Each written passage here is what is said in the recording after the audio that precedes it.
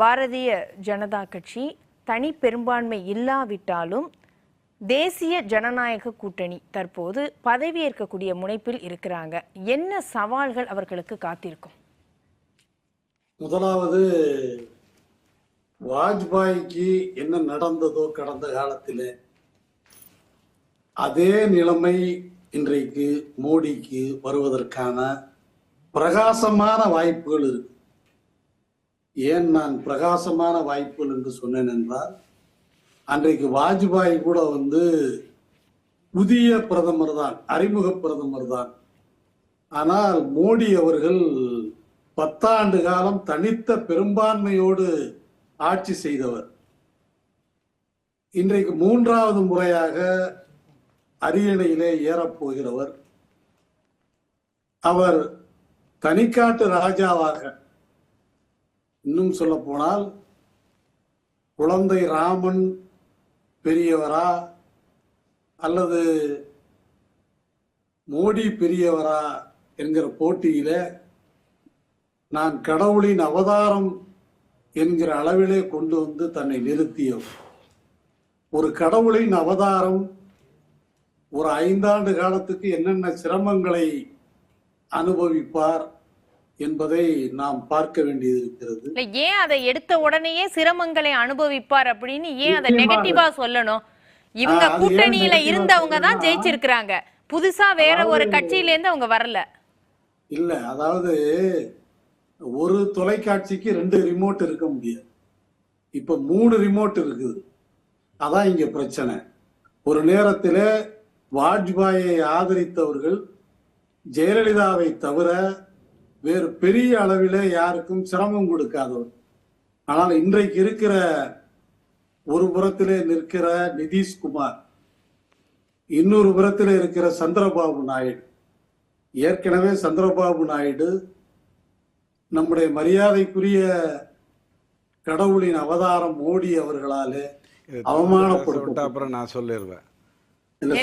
கடவுளின் அவதாரம் சொன்னாரு. இல்ல இல்ல இல்ல, அவர் சொன்னாரு. நீங்க சும்மா ஏன் திரும்ப திரும்ப அதை சொல்றீங்க? நீங்க நிரூபிங்க. ஏதாவது ஒரு பத்திரிகை கட்டிங்க காட்டுங்க. அவர் கடவுளின் அவதாரம்னு சொன்னாரா? திமுக பொய் சொல்லிச்சு. குழந்தையும் சொன்னா மோடியை போய் சட்டையை பிடிங்க. யாரு அவதாரம்? அவரே சொன்னாரு. அவர் பயாலஜிக்கலா பொறக்கல. தேவையில்லாம ஏதாவது வார்த்தைகளை பயன்படுத்தாதீங்க. அவர் என்ன சொன்னாரோ அதை சொல்லுங்க. இல்லன்னா இந்திய கத்துக்கிட்டு வாங்க. கேளுங்க, வானத்துல இருந்து குதிக்கல. இல்ல, பயாலஜிக்கலா தானே மனுஷன் பிறக்க முடியும். அப்படி பிறக்கலன்னு சொன்னாரா இல்லையா? அவரு அப்படி பிறந்தவர், கடவுளின் அவதாரம். அது அப்படிதான் நான் சொல்றேன். கருணாநிதி ஐயா கூட கடவுளின் அவதாரம் தெரியுமா உங்களுக்கு? அவர் தசாவதாரத்துல எல்லாம் அவர், அப்புறம் நான் கருணாநிதியை கடவுளின் அவதாரம்னு சொல்லுவேன். நீங்க சொன்ன வார்த்தையை பயன்படுத்துங்க. அது பிறவி, அது வேணா சொல்லுங்க. தேவகுமாரன், அது சொல்லுங்க. தப்பே கிடையாது. அது சொல்லுங்க. அப்படிப்பட்டவர் பக்கத்துல 2 பேர் இருக்கிறாங்க. இவர்கள் 2 பேரும் இப்பவே பாத்தீங்கன்னா 5 கேபினட் தரியா, துணை பிரதமர் தருகிறாயா என்று சபாநாயகர் தருகிறாயா என்கிற ஒரு கோரிக்கை அல்ல. அது கட்டாயம். சார், இதெல்லாம் உறுதிப்படுத்தப்படாத தகவல்கள். உறுதிப்படுத்தப்படாத தகவல்கள் வெளியில பேட்டி அளிக்கல. சந்திரபாபு நாயுடுவும் நிதிஷ்குமாரும் நாங்க இதை கேக்குறோம் அப்படின்னு வெளியில பேட்டி அளிக்கல. அது எப்படி சொல்லுவாங்க? அப்ப நம்ம எந்த அடிப்படையில இதை நம்ம சொல்ல முடியும்? இல்ல, கடந்த காலத்தில் வாஜ்பாயிடம் ஜெயலலிதா திமுக ஆட்சியை களையுங்கள் என்று கோரிக்கை வைத்தாரா? எப்போ?